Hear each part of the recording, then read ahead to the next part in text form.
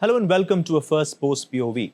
After weeks of immense pressure, the interim chief of Bangladesh, Mr. Mohammad Yunus, has announced that elections will be held in Bangladesh in April 2026, specifically in the second half of that month. Now, this is a bit later than what many political parties wanted. They wanted the elections in December this year, but it is earlier than what Yunus had said earlier, which was June of next year. As this political process goes forward, one group will be excluded from all of this, and it is banned from contesting in elections, and that is Sheikh Hasina's Awami League, as well as its student wing, the Chhatra League. The question is, without contesting elections, what is the future of this political group? Can they hope of mounting a comeback? To answer these questions, let me introduce my guest, Mr. Saddam Hussain, who is the president of the Bangladesh Chhatra League, which, like I mentioned, is the student wing of Sheikh Hasina's Awami League party. Thank you so much, Mr. Hussain, for speaking to us. Thank you for having me. Yeah. Now, we heard that your organization has been banned by the Bangladesh interim government. It's also been declared as a terrorist organization by the Home Ministry. Last year, you said that a lot of your party workers and cadre were being targeted and even hunted by the regime. I'm wondering, a couple of months later, does that persecution still continue? Are you in touch with your cadre? And what is the situation of your party leadership within Bangladesh? It reveals the true character of the current government. You know that they, by banning Bangladesh Students League, which is the most historical student organization in Bangladesh, who voiced for liberal values, democratic principles, and fight for a secular democratic Bangladesh. They had been banned by this illegal, unconstitutional, and undemocratic government. And Bangladesh Students League, you know that they played the role in language movement, lead the movement for our independence, and also played historical role in the against the military dictatorship. And Bangladesh Students League represented the most students of Bangladesh. They fight for better education, right to education of the students. And right now, the government itself being illegal, they banned Bangladesh Student League, and they banned Bangladesh Student League, and they are giving blessings to the international terrorist organizations like Hizbut Tahrir, Ansarullah Bangla Team, Anti-Liberation Forces, and others. And a few days ago, they banned Bangladesh Awami League and its other subordinate organizations. So by doing this, you know that the current government actually not they are doing actually, you know, that by as Bangladesh Awami League is the largest political party, it is actually the architect of Bangladesh, and majority of the people of Bangladesh is somehow connected, support this party. And Bangladesh Awami League, by the leader, by the leadership of Sheikh Hasina, you know that it plays a vital role in our economic emancipation, in our infrastructure development, in women empowerment, in attaining the goals of Millennium Development Goals and Sustainable Development Goals. So by banning the largest political party of Bangladesh, you are actually disenfranchising millions of people of Bangladesh. You are actually silencing the voices of the people of Bangladesh. And you are talking about elections, you are talking about reformation, you are talking about democracy, and you are banning the party. And when you are talking about election and banning the other political parties, so that means you are not responsible for doing a fair, free, and neutral and inclusive election. And by banning Bangladesh Awami League, you know that the Bangladesh, there is a chance that the democratic transition or the political landscape of Bangladesh will remain turmoil, because without Bangladesh Awami League, it is actually impossible, and people will never support an election without Bangladesh Awami League. And you know that for having an election, the government must be neutral and capable of doing this. The government itself supported a political party formed by the illegal interim government chief named NCP, and they banned Bangladesh Awami League. They, you know that for in the last 10 months, more than 350,000 activists of Bangladesh Awami League, Bangladesh Students League, has been arrested and took to the prison. And if you see the situation of our university campuses, colleges, more than 5 lakh students, they cannot go to the educational institutions, take part in the exams, doing their classes just for, that being a supporter of Bangladesh Students League. or just for being, that loyal to the liberation war ideologies. Many students' certificates has been cancelled. Their educational life has been, that in a turmoil situation, they are getting continuous threat by the mob attack sponsored by the state. So actually, this is the scenario in Bangladesh. According to a report of Human Rights Watch, in the last month only, in East days, they had been arrested more than 1,500 per day. So this is actually the scenario Okay. of Bangladesh. Bangladesh, that Bangladesh is right now, Bangladesh totally undemocratic, illegal, unconstitutional, Right. and totally a fascist regime right now. Now, a lot of your leaders in the Awami League, including yourself last year, mentioned that the ultimate goal is that, or the hope is that Sheikh Hasina can eventually return to Bangladesh, the Awami League can be resurrected, and once again you can contest for power in Dhaka. Now, I'm wondering, considering how things stand right now and looking at the number of cases that Awami League leaders, including Sheikh Hasina, face, what is the roadmap for your party to return to Bangladesh's political space? Is it mass mobilization? Is it approaching the courts? Is it reaching out to the interim regime or the other political parties? What is the roadmap for the Awami League to return to Bangladeshi politics? People will have their voice, and the voice of the people must be heard in the political landscape of Bangladesh. We are focusing on mass movement because all over of Bangladesh, people from all walks of life, they are all against the government. Because that if you see the situation in Bangladesh, there is no law and order situations right now in Bangladesh. Minorities are got attacked. Women's previously Bangladesh is the women's football champion in in the South Asia, and right now women are got threatened just for playing football in different areas of Bangladesh. So this is the actual situation. And primary school teachers, they shut down their educational institutions. Secretariat has been shut down because the government is trying to, they're using the bureaucracy for their own purposes. The industry has been collapsed. The day laborers are against the government. The inflation right now in Bangladesh is highest in South Asia, and our GDP is 3.3%, which is 36 years lowest in the history of Bangladesh. The man, he himself proclaimed as as a fighter against poverty.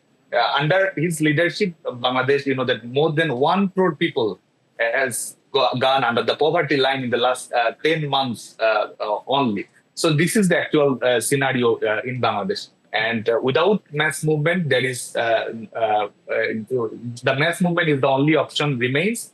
And the removal of the Yunus government is the only option remains for the people of Bangladesh for restoring democracy, for for ensuring the human rights of Bangladesh. And that every country must be present, must be represented, must be governed by the people's representative. Whoever elected, whoever got the mandate of the country, they can they can govern the country. But right now they themselves declared as a government, but who elected them? By his law of the constitution, they become a government actually. So this is a totally illegitimate government. And they, by using their backdoor politics, they are in this place. So, for not the sake of a party, this is not a partisan comment. For the greater sake of Bangladesh, for restoring democracy, for restoring our democratic and liberal values, for ensuring the legacy of the liberation war, and for honoring the dignity of the people of Bangladesh, the removal of Yunus government is a must. This authoritarian regime must come to an end, and we can do this. We will do this by mass movement, and we also believe that as there are continuous incidents of gross human rights violations, women are becoming everyday victim of the current regime. Fundamental, that they are grabbing their power, they are tightening their hold, ultimately, which is a threat for regional peace and stability. So I do believe and that the international community must raise their voice for what is happening actually in Bangladesh. By mass movement, by international consensus, I think people will have the victory ultimately. Okay, now, when you say there should be a mass movement and that the removal of Muhammad Yunus is a must for Bangladesh, I'm wondering what the exact strategies. Are we talking about protests in Bangladeshi cities? Are we talking about some sort of a mobilization campaign where you hit the streets? What exactly is the detail of that plan when you say mass mobilization? Yeah, by saying that, it already started. The fascist regime is they repress the people, they oppress the people. The more they oppressed the people of Bangladesh, the more that there is more chance becoming come back stronger in the states. By saying so, I want to mention that we are trying to organize ourselves. Not only us, other political parties. We are trying to have a democratic consensus, a unity among the political parties, civil societies, journalists, and all people from all walks of life. We are trying to reorganize. We are trying to have our protests. We are trying to fighting back, and by doing this, I think in the course of mass movement, there will be no other option other than resignation to this government. Okay. Now, you did mention briefly about how the Yunus regime has given space to a lot of radical elements, including some groups that were banned under the Sheikh Hasina regime. We have also seen that the Law Ministry has been advising to give bail to a lot of convicted terrorists, including those who were involved in aiding the genocide in 1971. Why do you think the Yunus regime is supporting these elements? Is it just about staying in power for them, or is there a larger ideological goal here to turn Bangladesh into an intolerant Islamist radical society, sort of like what East Pakistan was envisioned to be? You know that one of the reason of toppling the government and who played the main role in toppling the government is the fundamental groups, is the international terrorist organization backed by Pakistan, ISI, and other organizations. A few days ago, one of the leader, Lashkar-e-Taiba, they reclaimed their victory in the July-August cases of 24. And according to their own statements, whether it is Hizbut Tahrir, whether it is Ansarullah, Bangla team, and other extremist groups which were previously outlawed by the Bangladesh Awami League government for their concrete evidence of involving with the extremism, they played their role. They played their role in mass killings. They, that in the July-August movement in Bangladesh, more than 90% police stations, that means more than 500 police stations, has been looted totally, and many police officers has been killed by them. There are cases of that target killing, target shooting using sniper. This happened at that time. They did this. They killed the students and they blamed the government. So this was actual their position. This was actual their technique. And after 5 August, if you was the scenario of Bangladesh, who were previously convicted for their role of terrorism, who are involved in the Holy Artisan attack and other terrorist attack in Bangladesh, they got bail, they got exempted from the prison, and they have got blessings from the government itself. And ISI and other terrorist organizations representatives are randomly visited Bangladesh, have their views, exchanging dialogues, and maybe some sort of trainings also.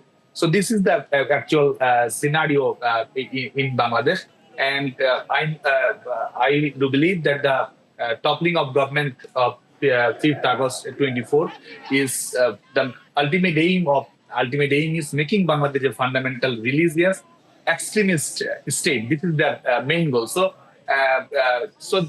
The government itself in power is the representative of the fundamentalism. So it is actually their true characteristics that they will, that they will give spaces to this sort of organizations, and this is right now happening in Bangladesh. And the religious-based identity is getting promoted. That secularism is one of the bases of Bangladesh's constitution, and which ultimately give a constitutional protection to our minorities, whether it is Hindu, Buddhist, Christians, or and indigenous peoples. And they are already planned. There is already planned by the government and their so-called commission to omit the secularism. And that Bangladesh was a sort of role model to fight against the extremism. Bangladesh fight bravely and successfully against terrorism, against Islamic militant activities. And right now, the things happening in Bangladesh is fundamentalism is actually state sponsored right now. So this is the real scenario of Bangladesh. If this Yunus government remains in power, fundamental groups will tighten their hold. They will enlarge their position, and they will ultimately make a khilafat, make a religious state, which is continuously said by them. Right. Now, there's also a bit of ambiguity about whose interests Mr. Yunus actually represents. When he came to power, a lot of people said he was propped up by the CIA or the American deep state. Since then, we've also seen him try to cozy up to Pakistan and reset ties, despite what happened in 1971. We've also seen him visit China, strike multiple deals, and ask China to come and invest in Bangladesh. So whose interest do you think Mr. Yunus is serving? Is it himself? Is it foreign powers? Is it radical Islamists? Who does he stand for? Maybe he's just you mentioned all the things. He's that his sole aim is his aims are that securing his personal agenda, appeasing the fundamental groups, and by his blessings he got in power to secure their interests. This is the main agenda of the current fascist regime. If you see the situation in Bangladesh, that by taking that sort of decisions, who is ultimately making Bangladesh's economy in a isolated economic position. Bangladesh between under the leadership of Bangladesh Awami League and Prime Minister Sheikh Hasina, Bangladesh India has a relationship based on mutual cooperation, trade cooperation, energy cooperation, and the people of Bangladesh got benefited by these decisions. Bangladesh, the export has been increased. We get help from energy sectors and other methods. And right now, for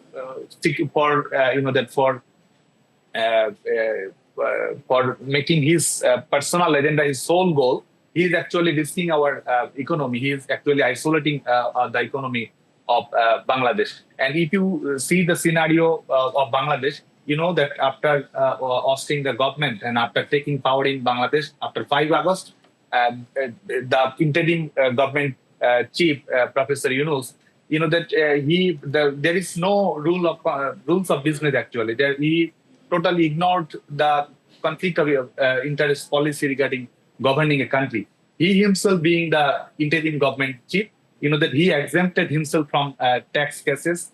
He exempted more than 600 crores taka, which was, the payment of the people of the Bangladesh. He got license for his Grameen Telecom business, for digital wallet banking. He got license for his Grameen universities and other sort of business matters. So securing his personal business agenda is one of the main goals of the current regime. And also, that previously the Grameen Bank had 30% government share.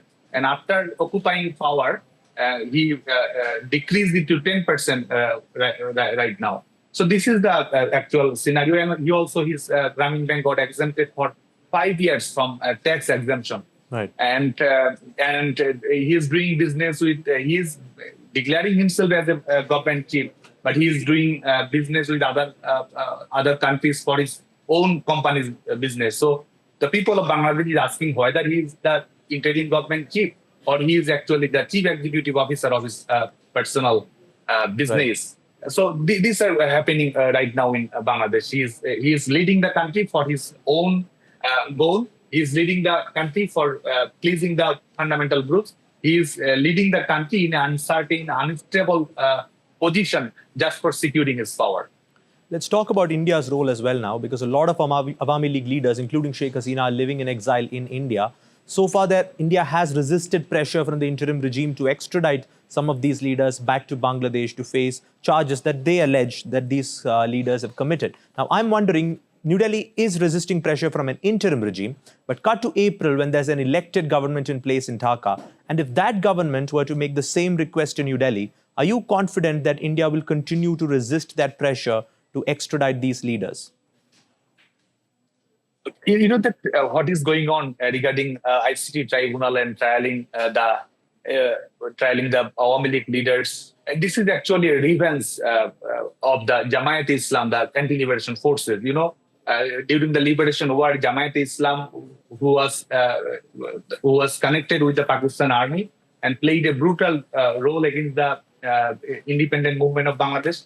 They killed millions of people in Bangladesh, raped the women's, killed the minorities at that time. And for that reason, Bangladesh Awami League government, by getting people's mandate, and which was actually a due of the nation, Bangladesh Awami League government, by maintaining international standard, that do justice to that sort of atrocities. And after coming power by the fascist regime, they are taking actually their revenge. That during July-August events, there are killings that is actually done by this government itself. And when doing trial, doing fair treatment, it's not their priority actually.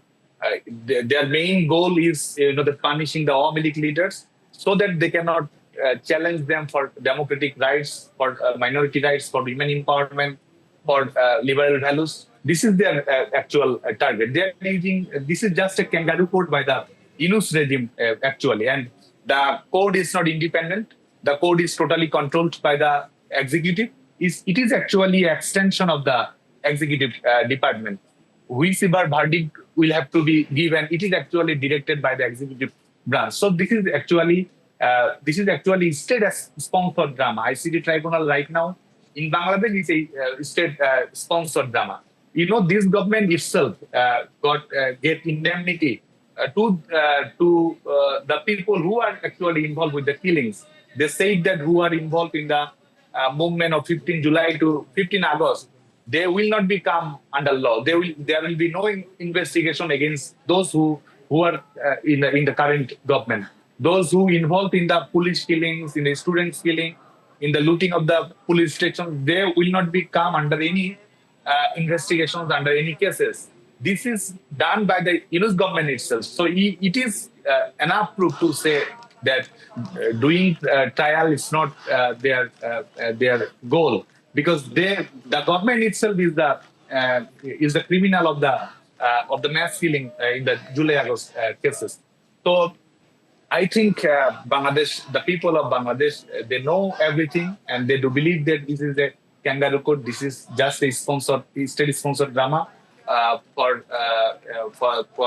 having the revenge of the 1971. That is for their main goal is erasing our history. That is their main goal is erasing our glory in the time of the liberation war movement, and that's they are doing now. And I think by removing this government, by the mass movement, by people suffraging, and by democratic consensus, we will have a successful movement against this government. Right. And the due process, the rule of law, and the actual investigation of the killings will be done by the people's representative.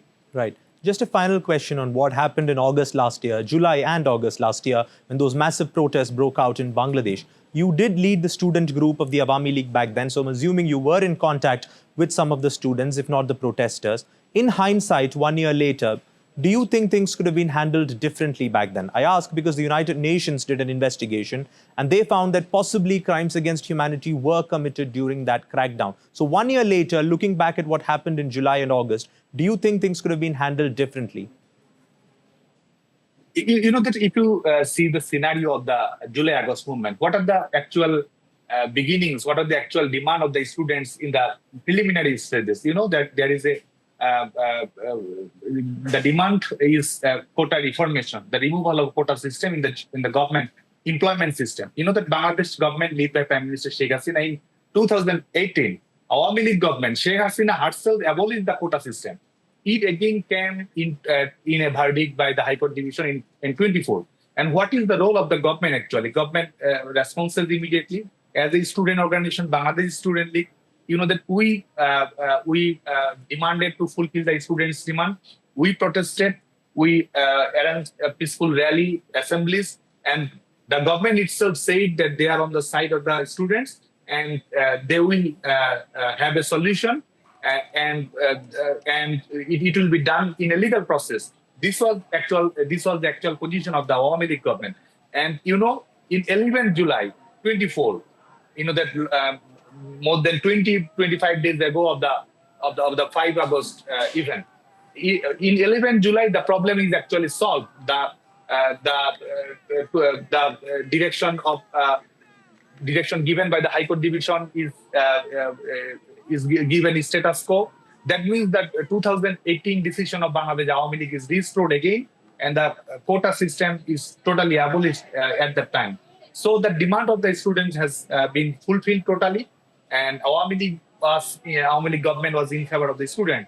So Awami League government responded, I think, in a right way.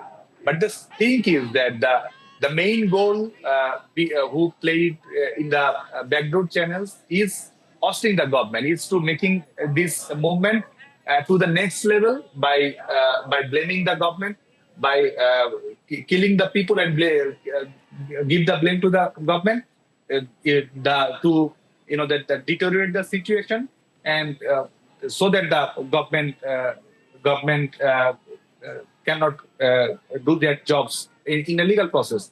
So there was the evil nexus that is organized by BNP, Jamaat, Hizbut Tahrir, Ansarullah Bangla Team, other Islamic militant groups. So they tried to use the situation for their own purpose. And after that, 5 August actually happened. And after 5 August, it is obvious, it is crystal clear to the people of Bangladesh what is the actual goal of the perpetrators, of the organizers of the movement. It is crystal clear right now.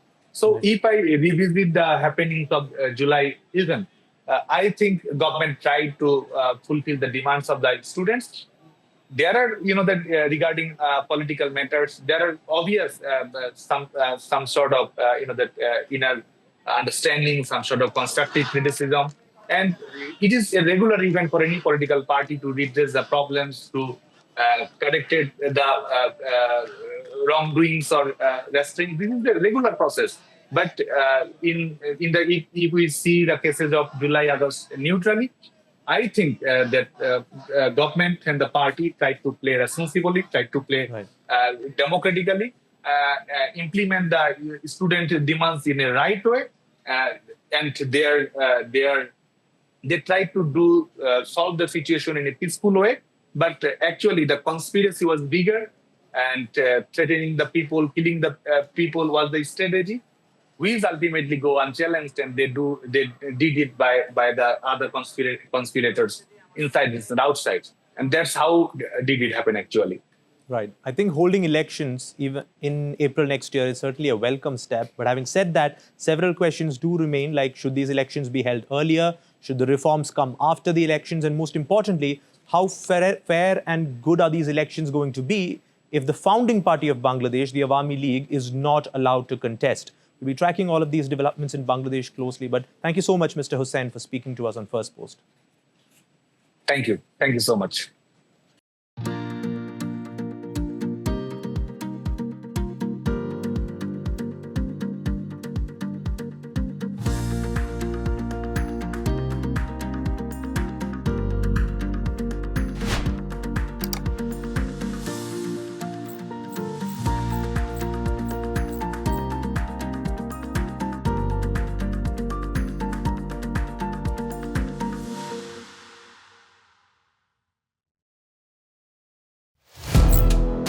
Firstpost now available in 9 languages on YouTube. English, Stands at $36 trillion. French, Le FMI, comme German, Geschäftsführenden Direktor, Hindi, $30 trillion ka karj mo. Indonesian, Pemerintah tanpa pemeriksaan. Italian, Sekali radikali. Japanese, 4 兆ドル以上も Portuguese, por causa do próprio balanço patrimonial. Spanish. Beautiful bill. Go to Settings, click on Audio Track and select the language of your choice. Be the first to know what's happening around you in your first language. First Post.